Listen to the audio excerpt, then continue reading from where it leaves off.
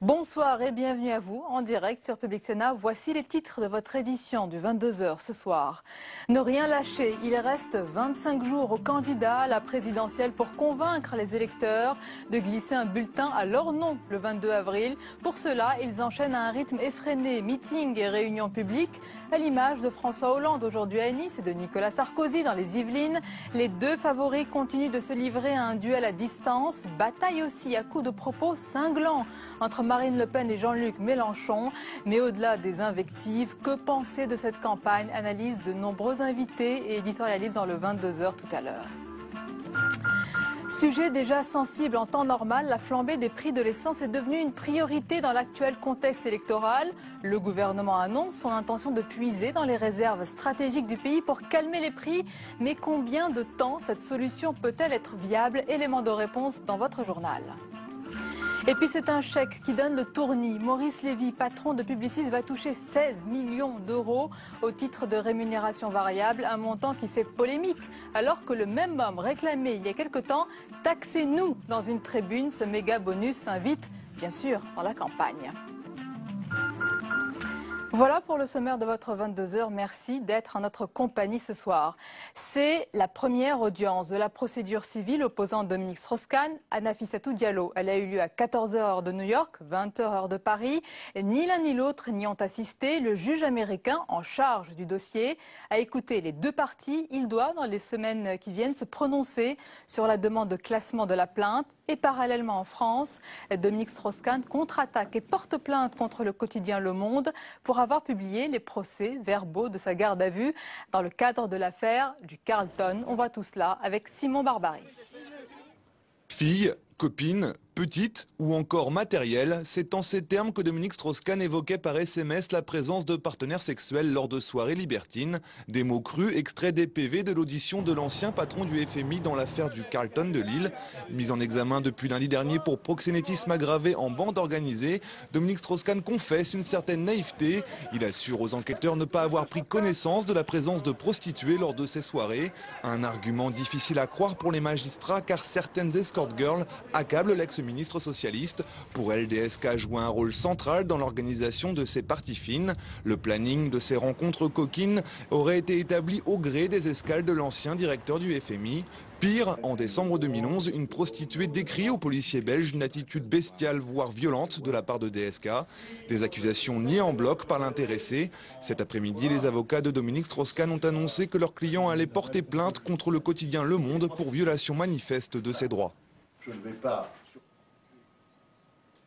Et puis à 25 jours du premier tour de la présidentielle, les candidats battent la campagne à un rythme effréné. Et les deux favoris continuent de se livrer à un match à distance à Nice. Le candidat socialiste aiguise ses flèches contre le quinquennat de l'échec. Devant plus de 2000 personnes réunies sous le soleil, il a brocardé sans relâche le bilan du candidat sortant. Et dans les Yvelines, Nicolas Sarkozy s'est livré à une violente charge contre l'immigration en se posant comme le défenseur du modèle social. Les détails avec Sandra Cerquera et Mounir Soussi. Dans les Yvelines, Nicolas Sarkozy est chez lui. En 2007, il y a été élu avec 58% des voix. 5 ans après, les militants UMP se pressent toujours pour venir l'écouter. Certains attendent beaucoup de ce nouveau meeting, que cette fois le président sortant aborde les vrais problèmes, le chômage, le pouvoir d'achat. Écoutez ce qu'il a à nous proposer de plus par rapport à ce qu'il a dit jusqu'à présent. Je pense qu'il a encore beaucoup de choses à dire sur ce qu'il faut faire dans l'état actuel de la France. Il était pourtant encore beaucoup question de sécurité, d'immigration. Nicolas Sarkozy, qui continue de grappiller des voix au premier tour dans les sondages, s'est en plus livré à un véritable show, des pics ironiques sur François Hollande. Monsieur Hollande dit, la première centrale nucléaire, je fermerai en urgence Fessenheim. Bon, j'avais quand même gardé quelques souvenirs de géographie de l'école. Mais je regarde une carte qui fait Fessenheim. C'est l'Alsace. Mais je lui dis, mais c'est où la plage en Alsace? toute façon, c'est un public convaincu, donc l'enjeu n'est pas extraordinaire, mais je trouve que c'est toujours bien de voir un tribun, cette énergie qui se dégage et puis l'enthousiasme des participants. Donc ça fait du bien, ça revigore. Lundi prochain, Nicolas Sarkozy devrait dévoiler son programme chiffré. À l'UMP, on promet des surprises. Et c'est un chèque qui donne le tournis. Maurice Lévy, patron de Publicis, va toucher 16 millions d'euros au titre de rémunération variable, un montant qui fait polémique. Les socialistes s'indignent et en profitent pour justifier leur proposition formulée par François Hollande de taxation des plus riches. Réponse ce soir de Nicolas Sarkozy. Le président candidat critique ce méga bonus et s'interroge sur ceux qui ont voté cette rémunération. Dans sa ligne de mire, les actionnaires du groupe, dont Elisabeth Badinter, une figure de la gauche. Et puis dans l'actualité, face à la montée en puissance du candidat du Front de gauche, le camp Hollande hésite sur la stratégie à adopter. Comment répondre à la poussée confirmée dans les sondages de Jean-Luc Mélenchon? Les socialistes sont divisés entre indifférence, fausse indifférence et volonté de calmer le jeu. On voit tout cela avec Marie Brémaud. Jean-Luc Mélenchon s'envole, malaise au PS. Face au Front de gauche, Laurent Fabius veut jouer l'offensive. Jérôme Cahuzac souhaite imposer ses conditions. Jean-Marc Ayrault s'agace du trublion Mélenchon. Mais dans le même temps, certaines voix les plus à gauche de la rue de Solferino jouent l'apaisement et appellent au rassemblement au vu des législatives. Il faut préparer avec nos amis du Front de gauche une perspective d'accord législatif, qui veut d'ailleurs pas forcément dire qu'ils soient obligés de gouverner, mais sur lequel il y aurait une plateforme législative qui nous permettrait d'avoir une assemblée où la gauche est bien représentée, dans sa diversité mais dans sa force. Discuter avec Jean-Luc Mélenchon et son équipe des circonscriptions. Encore faut-il amener le Front de gauche à la table des négociations. Le débat, c'est quel projet pour la France? C'est pas un débat sur les circonscriptions. Pour ce qui est des députés communistes, ils ont toujours été élus sur leur propre base, au premier tour. Au deuxième tour, toute la gauche se range derrière le candidat le mieux placé au premier tour, mais le Parti socialiste a toujours présenté des candidats contre les candidats communistes au premier tour. Donc nous, on m'en dit rien. Les sourires sont plus discrets du côté des écolos. L'importante percée du Front de gauche pourrait mettre en péril l'accord passé en novembre dernier entre le Parti socialiste et Europe Écologie Les Verts. Et ce alors qu'Eva Joly plafonne à 3% des intentions de vote dans les sondages. Mais chez les Verts, on est apparemment adepte de la méthode Coué. Moi, j'ai la signature de la première secrétaire du Parti socialiste, Martine Aubry, et j'ai la parole de François Hollande, dont je n'ai aucune raison de douter. Hier, le sénateur maire de Lyon, Gérard Collomb, ouvrait la brèche. Pour lui, l'accord Europe Écologie Les Verts, PS, est désormais un vrai problème. Et c'est l'heure de notre débat d'éditorialiste ce soir avec nos invités. Je vous les présente avec plaisir. Claude Veil, bonsoir. Bienvenue à vous, directeur de la rédaction du Nouvel Observateur. Avec nous également Yvan Rioufol, bonsoir. Du Figaro, auteur de L'urgence d'être réactionnaire et de La fin d'un monde. Avec nous également le sociologue Sylvain Crépon, bonsoir. Bonsoir. Auteur d'Enquête au cœur du nouveau Front National et notre chroniqueur Jean-Louis Goumbaud. Bonsoir Jean-Louis. Bonsoir. Alors, messieurs, nous sommes à 25 jours du premier tour de la présidentielle. On va faire un petit bilan d'étape. Comment trouvez-vous cette campagne 2012, quel regard aiguisé vous portez sur cette campagne, Claude Veil? Mon jugement à moi, on peut s'en passer. Moi, ce qui me frappe, c'est à quel point il y a peu d'adhésion populaire. Il y a une espèce de paradoxe. Récemment, deux sondages sont parus le même jour de deux instituts différents. L'un disait, 75% des gens disaient qu'ils s'intéressaient à la campagne, et le même pourcentage disait que cette campagne n'était pas intéressante. Et je trouve que c'était bien résumé la situation. C'est que les Français ont envie de s'intéresser à cette campagne et pour le moment, il y a quelque chose qui ne prend pas. Vous avez l'expérience de différentes campagnes présidentielles. Alors, il faut se méfier des reconstructions postérieures. C'est vrai qu'avec le recul et la nostalgie, les campagnes d'autrefois paraissent tellement plus extraordinaires. C'était mieux avant? Non, c'était pas forcément mieux avant. C'est vrai que la campagne tâtonne, le terrain n'est pas stabilisé. C'est une campagne qui a démarré dans une espèce en attendant Godot, puisque Hollande occupait seul le terrain, au fond, et Sarkozy faisait le président sans vouloir entrer dans l'arène. Et puis tout à coup, Sarkozy s'est lancé à monopoliser la discussion, à imposer ses thèmes. Et puis là-dessus, mais ces thèmes eux-mêmes étaient un peu flous. Justement. On attendait l'économique et le social. Les Français veulent parler d'économique et social, on leur parle d'autre chose. Boum, arrive la tuerie de Toulouse qui change complètement la donne. Yvan Rieffol, est-ce que cette élection 2012 a trouvé son grand thème, sa grande controverse? On se souvient, en 1995, c'était la fracture sociale, en 2002, c'était la sécurité, en 2012, c'était l'identité nationale et le gagner plus, en 2007, et en 2012, c'est quoi? En 2012, on n'en sait rien, parce que c'est quand même une campagne très déroutante, malgré tout. Nous vivons la fin d'un monde, c'est le titre de ce recueil, c'est-à-dire la fin de l'État-providence qui tombe en faillite, la faillite de la société multiculturelle. Donc il y a tout cela à reconstruire et on voit qu'il y a eu un impensé sur ces grands dossiers. Et donc il y a une sidération à constater qu'aujourd'hui les hommes politiques n'arrivent pas à proposer ne serait-ce que des diagnostics, même, je ne parle même pas des solutions, mais des diagnostics, tous confondus, sur l'état d'endettement de la France, quelles en sont les causes, et l'état de cette fracture identitaire, quelles en sont les causes. Et aujourd'hui, on s'aperçoit qu'avec ce tsunami des réalités qui pose au cœur des problèmes des sujets inabordables que sont notamment l'islam radical aujourd'hui, à travers cette affaire-là, immédiatement, les hommes politiques s'empressent de dire qu'il faut tourner la page, qu'il faut retourner vers les questions de chômage, etc., de prix de l'essence.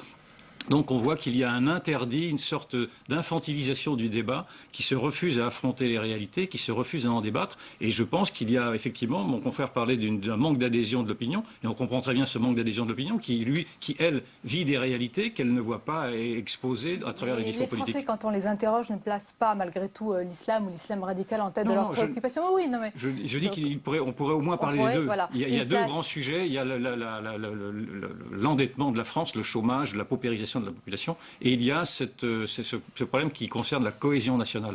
Or, ces deux sujets ne sont d'ailleurs pas ni abordés, ni même tentés d'être expliqués. Et pourtant, Jean-Louis Gombault, il y en a eu des discours d'ailleurs diffusés sur notre antenne, sur Public Sénat, sur l'éducation, sur la santé, sur l'emploi, sur le pouvoir d'achat. Pourquoi ça n'imprime pas? Pourquoi les Français ne retiennent pas ce qui est dit? Et j'ajouterai la dépense publique, beaucoup sur les équilibres budgétaires, beaucoup sur la compétitivité, parce qu'il n'y a pas de vision globale.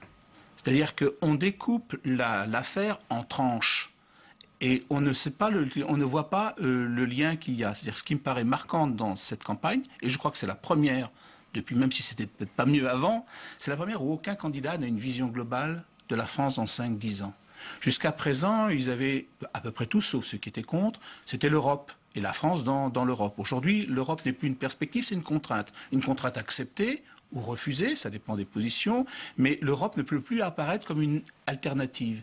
Et donc nos politiques sont un petit peu orphelins de propositions. Ils ne savent plus très bien comment tout cela se situe. Et alors, on prend les thèmes un par un. Et puis, quel est le lien entre la crise de la dette publique et la compétitivité, les problèmes de l'intégration? On ne sait plus. Il n'y a pas de fil conducteur. Et je pense que c'est une donnée globale, une donnée de cette campagne. Votre regard, Sylvain Crépon? Moi, mon regard, c'est qu'on... Bon, j'apprends rien, mais on traverse quand même une crise sans précédent et j'ai l'impression qu'effectivement, les discours sont extrêmement techniques, on juge les candidats sur la crédibilité et du coup, il n'y a plus de rêve à proposer. Je veux dire, à gauche comme à droite. Est-ce qu'on peut encore proposer du rêve, puisque vous nous dites qu'on traverse cette crise? Ah oui. Non, justement, il n'y a plus de rêve à proposer. Il n'y en a plus... Vous allez nous dire c'est lequel, hein? Oui, bien sûr, mais vous l'avez deviné. Mais du coup, en plus, avec ces discours techniques, je pense que les gens non seulement n'y adhèrent pas, mais ne comprennent pas. Il n'y a pas de sens qui est apporté. Les candidats en sont absolument incapables. Et s'il y en a qui, un des deux, je parle des deux, qui vont se retrouver sans doute au deuxième tour, proposer véritablement une vision un peu enchantée, je pense qu'il sait très bien qu'il se ferait tout de suite rabrouer comme étant un gentil utopiste naïf. Donc je crois que c'est assez symptomatique de la période qu'on traverse, mais le paradoxe et ce qui distingue cette période des autres, c'est que ça ne profite pas aux extrêmes. Habituellement, ce genre de période, de vacances du sens, de désenchantement profite aux extrêmes. Et là, les extrêmes sont un peu embarrassés. Je veux dire, le Front National qui essaye d'être crédible, ça ne lui réussit pas, il revient sur ses fondamentaux. Peut-être à l'extrême gauche, on en parlera. Oui, il faut voir, je ne suis pas convaincu. convaincu. On va voir dans l'autre partie de ce débat. Claude Veil, il y a aussi des surprises dans cette campagne. Par définition, on ne peut pas prévoir l'imprévisible. On va essayer de le faire un petit peu ce soir. On a eu quand même des événements comme le forfait forcé de Dominique Strauss-Kahn, dans un tout autre domaine tragique, les tueries de Toulouse et de Montauban. Jusqu'au bout, les événements, à 25 jours de la présidentielle, peuvent encore perturber le jeu? Oui, absolument. Parce que une campagne en France, ça sert à imaginer le futur. se donner la conviction ou l'illusion qu'on peut refaire le monde. Il y a un côté toujours en France, une campagne c'est une ardoise magique comme les enfants. Et tous les grands politiques français depuis la guerre, De Gaulle, Mitterrand, sont des gens qui, même en forçant la réalité, et évidemment avec une part d'illusionnisme, ont donné à penser que on pouvait construire ensemble autre chose que le monde qu'on a sous les yeux. Là, on est en train de dans une campagne sous les auspices de Standard & Poor's. On a dit donc, de toute façon, il faudra serrer la ceinture, vous allez tous y passer, ça va être horrible. Et donc, tout à coup, on voit bien ce qui s'insurge aujourd'hui. C'est cette partie de la France qui s'incarne aujourd'hui dans Jean-Luc Mélenchon, qui veut penser, comme Marceau Pivert sous le Front populaire, que tout est possible. Et on voit bien ce choc entre, d'un côté, les candidats qui la jouent manésiste de gauche pour Hollande ou Sarkozy, qui essaie de pas trop... Il est quand même un peu moins prometteur, je trouve, qu'en 2007, ce qui serait plutôt un progrès du point de vue démocratique. Mais ce que les gens ont envie d'entendre, probablement, en tout cas à gauche, beaucoup, c'est la musique de Jean-Luc Mélenchon. Pourquoi? Parce que Jean-Luc Mélenchon, lui, après tout, il s'en fout. Il ne sera pas président de la République. Ah. Et ses électeurs le savent, et lui, il le sait aussi. Donc il peut, comme disait François Mitterrand, réenchanter le rêve français, parce que de toute façon, il n'aura pas à rendre des comptes. Alors, Yvan, c'est celui qui enchante le plus, qui promet le plus.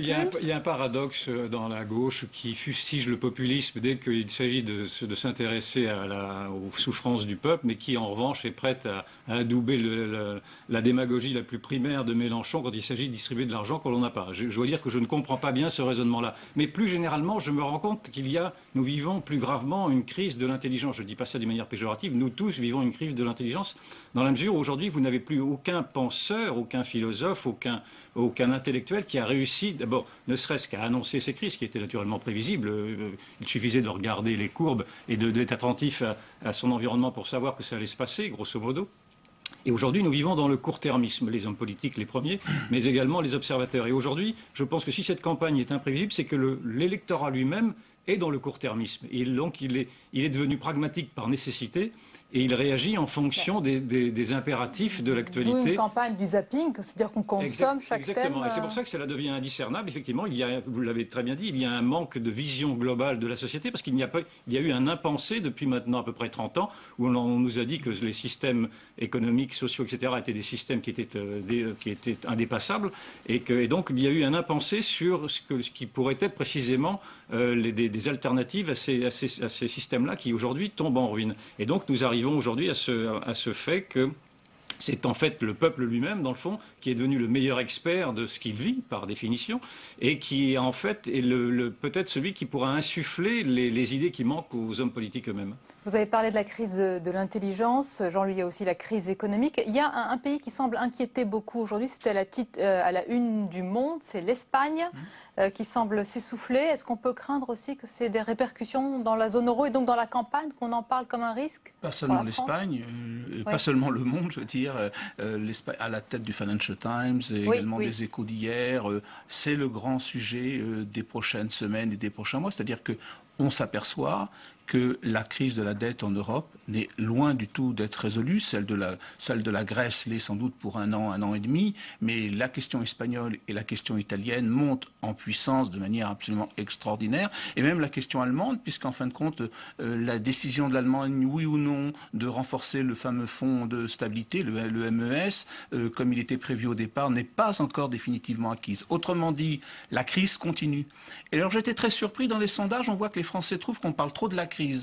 Et alors que moi, peut-être en tant qu'économiste, je trouve qu'on n'en parle pas assez. Et je suis très surpris que le sondage montre que les Français parlent trop de la crise, alors que ça les concerne directement. C'est quelque chose qui est pour moi extrêmement surprenant.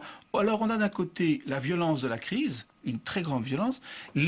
Personne ne vous dira, par exemple, qu'est-ce qui va se passer cet automne, indépendamment du candidat qui sera élu. Il se prépare sans doute un plan, à mon sens, il se prépare. En fait, une grande politique de rigueur et d'austérité va venir d'ici à l'automne. Cela me paraît quelque chose comme une certitude. Aucun candidat ne met véritablement les cartes sur la table qui permettraient aux Français de juger. Et je dirais que par rapport à ça, ce qui me surprend dans cette campagne... Il y a de la rétention d'informations ? Non, je pense qu'il y a un désarroi. Je pense qu'il y a un désarroi. Un manque de courage, oui. Et en tout cas, un manque. Vous êtes sévère ce soir, mais un avec tous les candidats. Non, parce réalistes, que la crise est tellement originale et tellement particulière. Ça n'a rien à voir avec 74, le choc pétrolier, le deuxième choc pétrolier avec la présidentielle de 80. On est devant une situation, c'est pas tellement qu'elle soit grave, c'est qu'elle est originale. On n'a jamais été confronté alors que justement la campagne présidentielle pourrait être l'occasion, devant cette originalité, d'avoir des propositions originales, on reste dans une certaine forme de banalité, je dirais. Alors messieurs, passons aussi sur le plan encore plus politique, c'est le dernier sprint des candidats, 25 jours. Sylvain Crépon, d'abord parlons de la 3e place, tant convoitée, occupée pour l'instant dans les enquêtes par Marine Le Pen, qui sent le souffle de Jean-Luc Mélenchon. Est-ce que la guerre se poursuit entre Jean-Luc Mélenchon et Marine Le Pen, mais est-ce qu'elle n'a pas déjà perdu une bataille ? Mais je suis pas sûr, moi je vois pas les choses comme ça, parce qu'en fait il n'y a pas de vase communicant entre Marine Le Pen et Jean-Luc Mélenchon. Jean-Luc Mélenchon ne prend pas des électeurs à Marine Le Pen, Jean-Luc Mélenchon prend des électeurs ailleurs. Il les prend évidemment à l'extrême gauche, il les prend en partie au PS, mais il ne le prend pas. Je veux dire, moi les derniers chiffres que j'ai, c'est par exemple si on prend le vote ouvrier, qui est censé être le vote auquel s'adresse, enfin le discours auquel s'adresse Jean-Luc Mélenchon, c'est à peu près de l'ordre de 5-6%. L'électorat. Marine Le Pen, c'est plus de 30%. Donc je veux dire, c'est absolument pas, il n'y a pas de lien de cause à effet entre l'un et l'autre. Donc Jean-Luc Mélenchon tape sur Marine Le Pen, mais je veux dire, le bénéfice, c'est pas que les électeurs de Marine Le Pen rejoignent Jean-Luc Mélenchon. C'est juste que les déçus du Parti Socialiste, voire ceux qui avaient l'habitude de voter à l'extrême gauche et qui ont l'habitude de défiler, d'avoir un peu des idéaux, votent Jean-Luc Mélenchon. Et je pense que là-dessus, sa stratégie de taper sur Marine Le Pen, elle se situe à ce niveau-là. Mais on ne peut pas dire que véritablement, il va prendre l'électorat de Marine Le Pen à ce niveau-là. Claude Veil, cette poussée de Jean-Luc Mélenchon inquiète les socialistes. Peut-être vous inquiète-t-elle aussi. Comment les socialistes vont-ils y répondre ? Est-ce qu'ils peuvent s'inspirer, je ne sais pas, de François Mitterrand il y a très longtemps ? La présidence de la République, c'est très compliqué. Parce qu'au fond, il a trois attitudes possibles, comme toujours dans la vie. Ou bien il contre, ou il joue en contre, c'est ce que propose Fabius. C'est-à-dire on va dire, ça c'est de la démagogie, comme dit Yvan, ça tient pas debout, ça c'est pas réalisable, etc. On ne peut pas le financer. Bon. Il y a un petit problème quand même, c'est qu'au second tour, on aura besoin de lui, on ne veut pas non plus trop l'indisposer. La deuxième hypothèse, c'est de l'ignorer. C'est ce qu'on a fait à peu près, c'est ce qu'a fait François Hollande à peu près jusqu'à présent. Et donc le sous-estimer. Mais ça n'a pas été une méthode très efficace. Et la troisième méthode, ça a été de le caresser, ce qu'ont tenté aussi un certain nombre de socialistes. Récemment, il y avait même des proches de l'entourage de Hollande qui disaient « Mais il est formidable, Mélenchon, d'ailleurs il est comme nous, on l'aime, il m'aime, je t'aime, on s'aime, enfin c'est formidable. » Et comme petit problème, c'est que ça, c'est donné aux électeurs socialistes un bon de sortie. Allez-y, vous gênez pas, votez Mélenchon, on se retrouvera le 6 mai. Donc c'est probablement compliqué à construire, mais à mon avis, la réponse, elle n'est pas du côté de Mélenchon, elle est du côté de François Hollande. Elle est dans le second souffle que François Hollande doit donner à sa campagne aujourd'hui pour créer... c'est important ce que vous dites, parce que beaucoup dans son camp, certains socialistes appellent à ce second souffle. Je pense que François Hollande est quelqu'un qui parle beaucoup à l'intelligence des électeurs. Je pense qu'il n'a pas encore touché leur cœur. La politique, c'est pas seulement une affaire de raison. C'est important la raison, j'en conviens, mais c'est aussi une affaire de triple. La politique, c'est ce que les hommes ont inventé pour mettre à la place de la guerre. Et donc, c'est pas juste un jeu de salon. Et je pense que c'est important que François Hollande trouve des thèmes, des mots qui parlent au cœur de l'électorat. Il faut qu'il donne du contenu à ce slogan qu'il avait lancé et qui était « Réenchanter le rêve français ». Il ne faut pas seulement qu'il soit un choix de raison pour ceux qui veulent, pour ceux qui sont pour l'anti. Ça, les gens ont bien compris qu'il était raisonnable. Yvan Rioufol. Oui. Et le duel à distance se poursuit entre les deux favoris. On l'a vu tout à l'heure dans notre sujet. C'était le cas aujourd'hui donc à Nice. C'est François Hollande et Nicolas Sarkozy qui est dans les Yvelines. La stratégie du président candidat pour les 25 derniers jours, c'est oser, proposer, bousculer. Il le fait, naturellement, il essaye de tirer profit d'abord de ces événements, naturellement, en axant plus à droite que prévu sans doute sa politique, et visiblement ça a l'air de marcher. Et il fait là ce que s'interdit de faire Hollande, qui lui, prisonnier de Mélenchon, est obligé de donner des gages à son extrême gauche, qui ne veut naturellement pas entendre parler de ses problèmes identitaires pour aller vite. Et donc je pense que la prime sera donnée, le gagnant sera celui qui saura le mieux répondre précisément aux préoccupations diverses de la société française, qui vivent encore une fois une précarité et qui vivent également des souffrances identitaires. Et donc je pense que de ce point de vue-là, Nicolas Sarkozy a pris une avance. Et ce que je constate, ce qui m'interroge en revanche, c'est qu'on aurait pu penser effectivement que le Front National, avec ces événements, aurait pu trouver lui aussi une dynamique. On ne la voit pas venir pour l'instant. Cela dit, je mets en doute la dynamique de Mélenchon lui-même, parce qu'on nous l'a présenté comme étant en 3e position. Oui. C'était en ces derniers temps. On voit qu'il est retombé en 4e position, peut-être même en 5e position. Et donc je ne suis pas sûr que... Vous le voyez s'essouffler. Je vois qu'il y a eu un engouement médiatique autour de lui. On a déjà vu ça à d'autres reprises pour d'autres candidats. C'est des moments, selon vous? Des moments ou des bulles. Donc je me méfie un peu de ce caractère fictif de ce qu'il y a autour de Mélenchon et de cette grande connivence, malgré tout, entre les médias et lui. J'émets des réserves. Oui. Vous montrez également la une de Paris Match. Nicolas Sarkozy, une interview exclusive avec ce titre, qui est sa phrase « Je serai un président différent ». Il annonce qu'il sera un président avec plus de distance et de solennité. C'est la rupture avec soi-même. C'est possible? Je ne sais pas. À 57 ans, comme il dit, on n'est pas fini. Il a déjà fait le coup. Il a déjà dit j'ai changé. Là, il sera différent. Il faudrait. Il était obligé quand même de donner des gages, parce que les Français. Il a dit qu'il a vieilli. On vieillit tous, mais qu'il a appris, notamment sur le plan économique, Jean-Louis. Oui, alors en tout cas, tous les 2 ans, après 2 ans de quinquennat ou de septennat pour François Mitterrand, les présidents changent sur les questions économiques. On l'a bien vu avec 80-83 et on l'a vu avec Nicolas Sarkozy entre son arrivée au pouvoir, le fameux TEPA, et puis ensuite le rétropédalage qui s'est progressivement imposé pour la suite du quinquennat. Donc oui, sur le plan économique, il était très idéologue au départ et un peu plus pragmatique au fur et à mesure que le quinquennat a passé. Un petit mot quand même, je crois que cette campagne nous ennuie un peu parce qu'elle manque de piquant. Et je pense que quelque part, M. Hollande en est en partie responsable. Il a analysé la stratégie de Sarkozy, il a vu qu'il était impopulaire à cause de son agressivité, et il s'est dit donc, moi, il faut que je la fasse à peu près doucement, sans agressivité. Mais une campagne a besoin de combativité. Et quand vous ne montrez pas une combativité, vous avez l'air de montrer que vous n'avez pas de conviction. Et ça, c'est quelque chose qui, à mon sens, donne une espèce de torpeur à cette campagne. Une campagne a besoin d'idées. Le problème de Hollande, c'est qu'il n'a pas d'idées. Je l'écoutais ce matin sur une radio périphérique. J'ai voulu prendre des notes consciencieusement. Et je suis reparti avec un carnet blanc. Il n'y avait rien à dire. Il est sévère, Sylvain Crépon, qu'en pensez-vous? Même pas carnet rose. Même pas. Moi, je voudrais juste venir sur ce qui a été dit tout à l'heure. Je pense que, pour revenir sur Front de Gauche et au niveau des centristes, je pense que Hollande, il n'a rien à faire pour séduire Mélenchon. De toute façon, les électeurs de Mélenchon, quoi que Hollande fasse, ils voteront pour François Hollande. Je veux dire, en dépit de toute consigne de vote qui sera donnée. Donc, son attractivité, c'est le centre. Je veux dire, c'est là où se trouve la clé du succès pour François Hollande.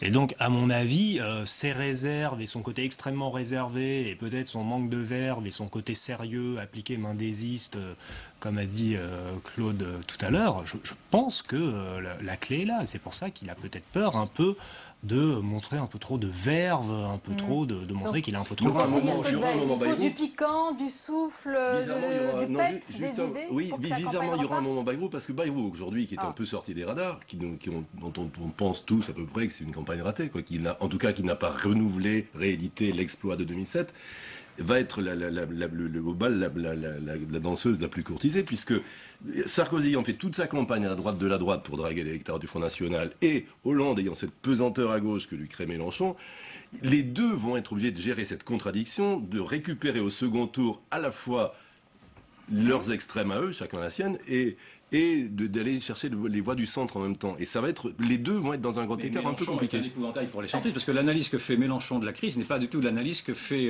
François Hollande de la crise. Mélenchon ne veut pas entendre parler, ne veut pas du tout entendre parler. Les prochains jours et prochaines semaines seront donc compliqués. Pardon. Les prochains jours et prochaines semaines seront donc compliqués. Pour résumer, en tous les cas, c'est une campagne qui n'est pas forcément passionnante selon vous, mais en tout cas, vous en avez parlé avec beaucoup de passion. Merci beaucoup d'avoir été nos invités, messieurs, ce soir. La suite du 22h à présent, avec tout ce qui vous a échappé dans le reste de l'actualité. Regardez, c'est le tour de l'info. Il est préparé par Cécile Sixou. La plateforme Total d'Elgin, toujours sous la menace d'une explosion.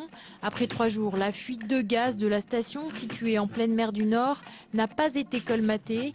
Si les vents changent, le méthane pourrait entrer en contact avec les flammes d'une torchère, un cocktail qui pourrait être fatal. 238 employés ont d'ores et déjà été évacués. Pour Total, les risques environnementaux sont minimes. Autre son de cloche chez les écologistes plus inquiets. Selon eux, relâcher du méthane dans l'atmosphère accentuerait le dérèglement climatique. Paris manque d'air. Depuis 5 jours, les pics de pollution ont été atteints dans la capitale, selon Air Paris. Pour les élus écologistes, le premier coupable, c'est le moteur diesel. Ils ont manifesté ce matin devant la préfecture, seuls à pouvoir réglementer la circulation, pour dénoncer l'immobilisme des pouvoirs publics. Donc, ce qu'on constate, c'est que le préfet de police ne prend pas les mesures, qu'on n'a plus de ministre de l'Environnement en France, donc depuis plusieurs semaines, et donc visiblement les pouvoirs publics se contrefichent du fait que nous vivons dans un air toxique et les conséquences que ça aura sur la santé. Selon les militants, les particules diffusées par les pots d'échappement seraient responsables de la mort de 40 000 personnes par an. Comment freiner l'envolée des prix de l'essence ?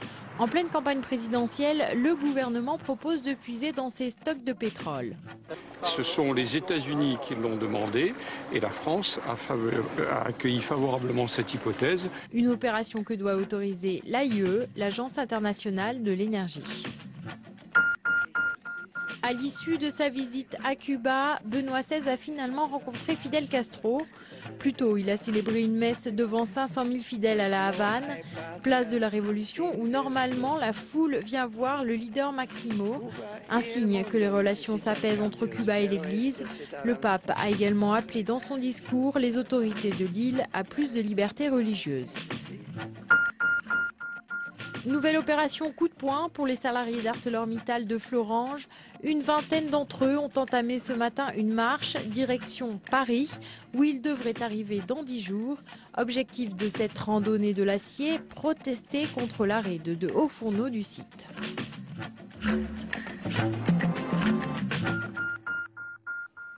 Il est l'invité politique du 22h. Il est candidat à la présidentielle pour le NPA, nouveau parti anticapitaliste. Philippe Poutou, bonsoir. Bonsoir. Et bienvenue à vous dans le 22h. On vient de le voir dans ce sujet. La marche des ArcelorMittal va arriver sur Paris pour obtenir le redémarrage de leurs hauts fourneaux. On a beaucoup parlé il y a un certain temps dans la campagne. On en parle moins. Est-ce que vous-même, vous relayez suffisamment leurs attentes ?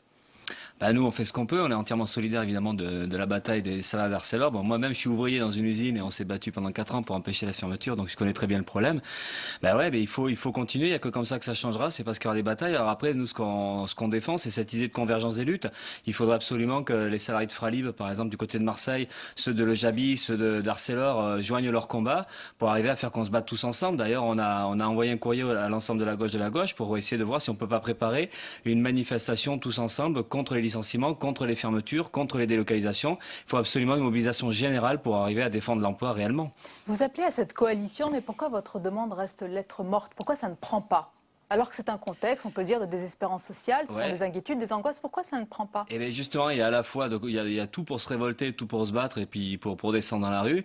Mais en même temps, il y a un climat il y a un sentiment d'impuissance parce que, notamment la lutte pour les retraites qui s'est terminée par une défaite, a pour conséquence une démoralisation et ce sentiment qu'on peut pas résister, qu'on peut pas changer les choses. Donc là, il faut reconstruire tout ça, il faut redonner de l'espoir, il faut arriver à reconstruire des tissus militants et c'est ça qui nous manque aujourd'hui. Donc le sens de notre campagne, c'est aussi ça, c'est essayer de montrer que ça vaut le coup de pas se résigner et de s'appuyer justement sur la colère de ceux d'Arcelor ou de ceux de Petroplus. Enfin, il y a pas mal d'endroits où ça se bat, mais c'est de discuter, de poser le problème politique. Il faut unir toutes ces forces-là et arriver à mener un combat tous ensemble, y compris les salariés de la fonction publique, comme ceux qui se battent pour défendre les hôpitaux ou les maternités, voilà, ou les facteurs qui se battent contre les suppressions de postes aussi, comme à Nanterre. C'est tout ça qu'il faut qu'on arrive à remobiliser et à faire converger. Et oui, ça sera une lutte de millions de bonhommes et de bonnes femmes qui pourra changer les choses. Alors dans l'actualité, la classe politique à droite comme à gauche, vous l'avez sans doute constaté, s'insurge du méga bonus de Maurice Lévy, patron de Publicis, c'est 16 millions d'euros. C'est plutôt sain, Philippe Poutou, et rassurant que tous dénoncent cette rémunération, tous, droite et gauche. Ouais, mais là ça ressemble un peu à une indignation électoraliste, parce que c'est de bon ton aujourd'hui de dénoncer ça. 16 millions d'euros, d'après ce que j'ai calculé, ça représenterait le salaire de 800 personnes pendant 1 an. je crois, si je me trompe pas. Donc c'est pour dire la démesure. Hein. Aujourd'hui, je crois que les revenus des dirigeants du CAC 40 ont augmenté de 35% en un an. C'est une moyenne de 4 millions. Voilà, c'est scandaleux parce qu'à l'heure où on nous dit qu'il faut serrer la ceinture, à l'heure où on nous dit qu'il n'y a pas de moyens, eh bien on voit des capitalistes qui se remplissent les poches. Et puis là, ce sont les revenus des dirigeants du CAC 40. Parce qu'à côté de ça, il y a les profits du CAC 40. Je crois que c'est 74 milliards pour l'année précédente. Donc voilà, ça montre ce que c'est que la crise aujourd'hui. C'est des riches qui s'enrichissent, des capitalistes qui s'enrichissent. Et ces richesses-là, c'est le résultat d'un vol. Et c'est le détournement des richesses sociales qui sont produites par des millions de salariés. Donc il faut dénoncer. Vol, il est à tête d'un groupe, c'est du vol. Oui, c'est du vol, c'est du tournement. Oui, parce que quand on a autant de fortune, alors qu'il y a des gens qui galèrent au chômage, des gens qui galèrent avec 1100 € parce que le SMIC c'est 1100 €, c'est scandaleux. Et non seulement il faut s'indigner de ces revenus-là, mais en plus il faudrait discuter de comment on répartit les richesses et comment on va rechercher, leur reprendre ce qu'ils ont volé. Et oui, ça voudrait dire remettre en place une fiscalité qui ponctionne les plus riches et qui permet donc de répondre à l'urgence sociale, c'est-à-dire qui permet d'augmenter les salaires de tout le monde, les revenus de tout le monde, et qui permet d'embaucher dans les services publics ou dans les usines. Mais là, il y a une urgence sociale et on y répondra uniquement parce qu'on aura une politique radicalement anticapitaliste. Vous dites riches, vous dites grands patrons. Est-ce que vous-même, vous faites la différence entre les riches, les grands patrons et les managers qui créent, qui sont inventifs? Ils créent, les managers, ça dépend de quel manager on parle, parce que ceux-là, ils créent quoi là? Ils créent surtout des plans de licenciement, ils créent surtout de la misère et de la pauvreté partout. Donc oui, non, là, il y a une politique à mener contre eux. Il faudrait absolument des lois qui protègent la population. On interdit les licenciements, il faut interdire les fermetures d'usines, il faut arrêter les suppressions d'emplois dans les services publics, parce que là c'est ça l'urgence aujourd'hui, parce que ceux qui créent, c'est ceux qui sont en bas, c'est ceux qui galèrent, c'est ceux qui bossent, et ceux qui bossent même très dur, parce qu'aujourd'hui il y a des conditions de travail qui se dégradent, il y a une souffrance au travail, il y a des gens qui se suicident aujourd'hui, que ce soit à la Poste ou dans pas mal d'usines aujourd'hui, donc c'est ça qu'il faut dénoncer, et aujourd'hui ceux qui créent les richesses, c'est ceux qui galèrent. Alors sur le plan politique, Philippe Poutou, comment vous expliquez qu'un ancien ministre, qu'un ancien sénateur, je suis sûr que vous voyez de qui je parle, soit beaucoup plus entendu que vous, qui êtes ouvrier, qui êtes sur le terrain, quand il parle aux ouvriers? C'est Jean-Luc Mélenchon. Mais aujourd'hui, il y a peut-être quelque chose qui est plus facile à faire, c'est de dire votez pour moi, j'ai des gros bras musclés, je vais pouvoir changer les choses. Et nous, c'est le discours inverse qu'on a, c'est de discuter. Enfin moi, je vais pas dire moi Poutou, si vous votez pour moi, si je suis élu, je changerai les choses. Ce qu'on a envie de dire, nous, c'est pour ça que je suis un ouvrier. Parce que ça se passera pas comme ça, parce qu'on a vu ce que c'était la gauche et la droite au pouvoir. C'est une alternance, mais finalement, c'est toujours un peu la même politique contre les populations, contre les services publics, par exemple. Nous, ce qu'on dit, c'est qu'il faut qu'on fasse de la politique nous-mêmes, nous, le camp des opprimés, ceux qui aujourd'hui sont en bas de la société. Il faut bien un gouvernement populaire. Vous ferez partie, il faut un rapport de force. Un ministre de ce gouvernement populaire. S'il y a un gouvernement véritablement populaire, oui, on est partant là-dessus, mais ça voudrait dire un gouvernement qui soit sous pression de la population, et ça voudrait dire que la population donne le ton. C'est pour ça qu'on défend cette idée qu'il faut qu'on prenne nos affaires en main, il faut qu'on se batte, il faut qu'on construise des résistances collectivement, et il faut joindre toutes les luttes aujourd'hui. Mais c'est comme ça que ça changera. Il faut que nous on se batte, il faut qu'on s'organise, à l'image de ce qui s'est passé dans le monde arabe avec la révolte des peuples tunisiens ou égyptiens, ou aujourd'hui la révolte du peuple grec. Pour nous, l'avenir, c'est ça, c'est cette perspective-là. Certains printemps donnent aussi des automnes un peu moins oui, mais bon, ça n'empêche que ça a giclé des dictatures, et au moins ça a été efficace pour ça, même si la suite n'est pas si simple que ça. Vous le dites. Alors, dans Le Point, dans l'hebdomadaire Le Point, j'ai lu, vous allez me dire si c'est le cas, vous allez le découvrir même, que vous avez le blues, Philippe Poutou. Vous avez dit cette phrase, vous allez me dire si c'est le cas. Même dans mon usine, on me parle du vote utile, tout le monde veut voter Hollande. J'ai pas dit ça comme ça, mais c'est vrai qu'il y en a beaucoup qui veulent voter Hollande, évidemment. Mais vous avez le blues? Non, j'ai pas le blues, ça se comprend, c'est normal. Vous êtes un candidat heureux en campagne? Ce qui est rassurant, c'est que beaucoup de monde a envie de... Vous êtes heureux dans cette campagne? Je suis pas malheureux. Après, ça veut pas dire que tout est facile, ça veut pas dire que on le voit derrière les sondages ou la difficulté qu'on a aujourd'hui pour faire entendre notre voix. Mais c'est bien aussi qu'il y ait plein de gens qui ont envie de gicler Sarkozy et toute sa bande. C'est ce qu'on défend aussi. Maintenant, nous, ce qu'on a envie de faire entendre... Vous dites gicler, dégager, et alors si ça se fait, tous les problèmes de la France seront résolus, le chômage va diminuer. Non, justement. Nous, ce qu'on dit, c'est que dégager Sarkozy et toute sa bande, ça ferait beaucoup de bien à plein de monde. En tout cas, nous, ça nous ferait du bien, et on espère que ça pourrait susciter l'espoir qui permettrait de relancer des mobilisations. Mais on sait très bien, et c'est pour ça que c'est pas blanc ou noir, c'est qu'en dégageant Sarkozy, on sait qu'on stoppera pas une politique libérale, parce que le favori qui pourrait le remplacer, c'est Hollande, et ça sera aussi une politique libérale, ça sera aussi une politique d'austérité. Elle sera de gauche et pas de droite, mais la différence, ça sera pas énorme. Donc c'est pour ça que nous, on défend dans cette élection-là la nécessité d'une riposte unitaire. Il faut absolument qu'à la gauche de la gauche, que du côté des syndicats, du côté des associations, on se regroupe et on discute réellement de comment on peut se défendre. Vous êtes rodé sur le plan de la parole. Dernière question, comment analysez-vous vous-même, Philippe Poutou, vos forces et vos faiblesses? Regardez Eva Joly, qui n'est pas très en forme dans les sondages, elle s'est confiée à Libération en pointant ses handicaps. Elle a dit « Je suis une femme ». C'est pas votre cas, je suis d'origine étrangère. C'est pas votre cas, et surtout, je ne suis pas issue de l'élite française. C'est votre cas, c'est un handicap pour vous aussi? C'est un handicap peut-être pour plein de gens parce qu'ils considèrent que peut-être qu'il vaut mieux être député et avoir un costard-cravate pour être crédible. Mais après, nous, comme Olivier Besancenot qui était facteur, moi je suis ouvrier, et c'est ce message qu'on veut faire passer, c'est qu'on a intérêt, nous, de faire de la politique. Et c'est pas parce que depuis tout petit on nous apprend à fermer notre gueule qu'il faut qu'on continue à la fermer. Donc voilà, il faut qu'on s'organise, il faut qu'on se batte. Et un jour ou l'autre, oui, c'est défendre cette perspective qu'il faut qu'il y ait une véritable démocratie et que ce soit la population qui dirige la société à son service et que même dans les usines, on contrôle tout ça parce que les capitalistes, ils font n'importe quoi. Merci à vous. Restez avec nous. C'est l'heure à présent de notre rendez-vous. Comme chaque soir, route de campagne qui nous permet, vous allez le voir, d'aller à la rencontre des Français, souvent qui peinent au risque de leur vie pour vivre de leur travail. C'est le cas des pêcheurs. Étape, vous allez le voir, à Lorient avec Thomas Raguet et Paul Bouffard ce soir.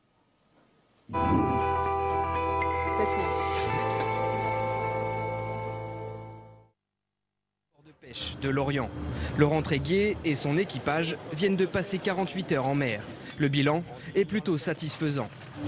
On a un peu de langoustine, un peu de sole, un peu de lotte. Bon, c'est des espèces à valeur forte. Normalement, si les cours sont bons, ça devrait être à peu.